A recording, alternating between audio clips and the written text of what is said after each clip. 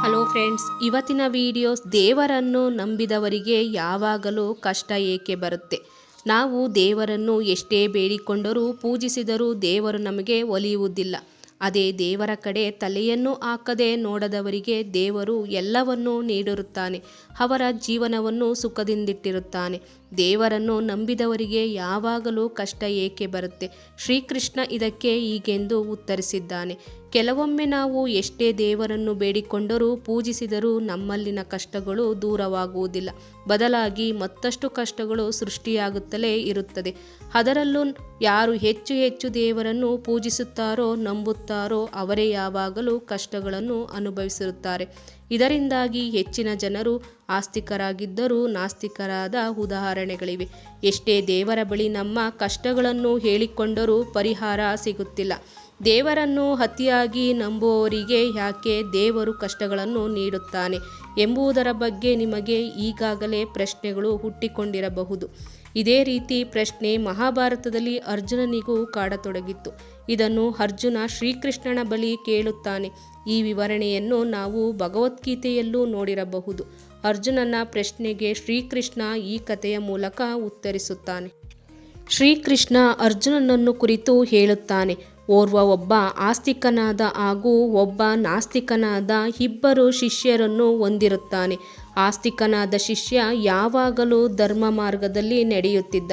ದೇವರ ಪೂಜೆ ಪುನಸ್ಕಾರ, ದೇವರ ಮಂತ್ರ ಪಠಣೆ, ದೇವರ ಧ್ಯಾನ, ದೇವಸ್ಥಾನಗಳಿಗೆ ಭೇಟಿ ನೀಡುವಂತಹ ಧಾರ್ಮಿಕ ಕಾರ್ಯದಲ್ಲಿ ತೊಡಗಿಸಿಕೊಳ್ಳುತ್ತಿದ್ದ. ಆದರೆ ನಾಸ್ತಿಕನಾದ ಶಿಷ್ಯನು ದುಶ್ಚಟಗಳನ್ನು ಹೊಂದಿದ್ದನು. ಅವನು ಎಂದಿಗೂ ದೇವರ ಮುಖವನ್ನು ನೋಡಿದವನಾಗಿರಲಿಲ್ಲ. ನಾಸ್ತಿಕನಾದ ಶಿಷ್ಯನಿಗೆ ಒಂದು ದಿನ ರಾತ್ರಿ ಕುಡಿದು ರಸ್ತೆಯಲ್ಲಿ ಹೋಗುವಾಗ ಚಿನ್ನದ ಮೂಟೆಯೊಂದು ಸಿಗುತ್ತದೆ.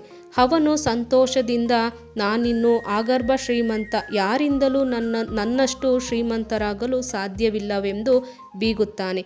ಅದೇ ಸಮಯಕ್ಕೆ ಆಸ್ತಿಕನಾದ ಶಿಷ್ಯನು ಬಂದು ಅವನ ತಪ್ಪನ್ನು ತಿದ್ದುಕೊಳ್ಳುವಂತೆ ಹೇಳುತ್ತಾನೆ.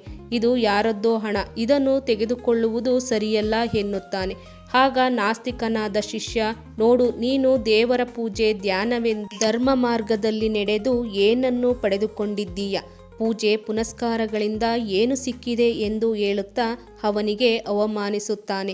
ಆಸ್ತಿಕ ಶಿಷ್ಯನಿಗೆ ಅವನು ಹೇಳಿರುವುದು ಸರಿಯೆಂದೆನಿಸಿ ಇದಕ್ಕೆ ಉತ್ತರವನ್ನು ಪಡೆದುಕೊಳ್ಳಲು ತನ್ನ ಗುರುವಿನಲ್ಲಿಗೆ ಬರುತ್ತಾನೆ. ಆಗ ಗುರುಗಳು ಆತನಿಗೆ, ಪ್ರಸ್ತುತ ಜನ್ಮದಲ್ಲಿ ನಾವು ಹಿಂದಿನ ಜನ್ಮದಲ್ಲಿ ಮಾಡಿದ ಪಾಪ ಕರ್ಮಗಳಿಗೆ ಬೆಲೆ ತೆರಬೇಕಾಗುತ್ತದೆ. ಹಿಂದಿನ ಜನ್ಮದಲ್ಲಿ ನೀನು ನಾಸ್ತಿಕನಾಗಿದ್ದು ಮಾಡಬಾರದ ತಪ್ಪುಗಳನ್ನು ಮಾಡಿದ್ದೆ. ಕರ್ಮದ ಫಲವಾಗಿ ನೀನಿಂದು ಮರಣ ಹೊಂದುವ ದಿನವಾಗಿತ್ತು. ಆದರೆ ನೀನಿಷ್ಟು ದಿನ ಮಾಡಿದ ಪೂಜೆ ಪುನಸ್ಕಾರ ದೇವರ ಅನುಗ್ರಹದಿಂದ ಒಂದು ಮುಳ್ಳು ನಿನ್ನ ಕಾಲಿಗೆ ಚುಚ್ಚುವ ಮೂಲಕ ಪಾರಾಗಿದ್ದೀಯ.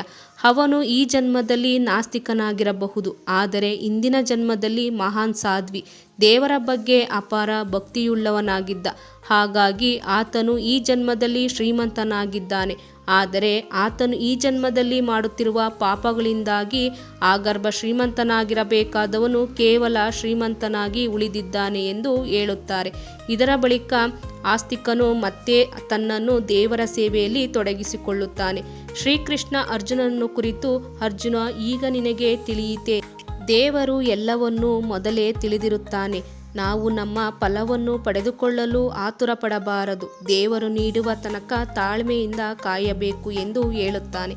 ಈ ವಿಡಿಯೋಸ್ ನಿಮಗೆ ಇಷ್ಟವಾದರೆ ಲೈಕ್ ಮಾಡಿ, ಶೇರ್ ಮಾಡಿ, ಸಬ್ಸ್ಕ್ರೈಬ್ ಮಾಡಿ. Thank you.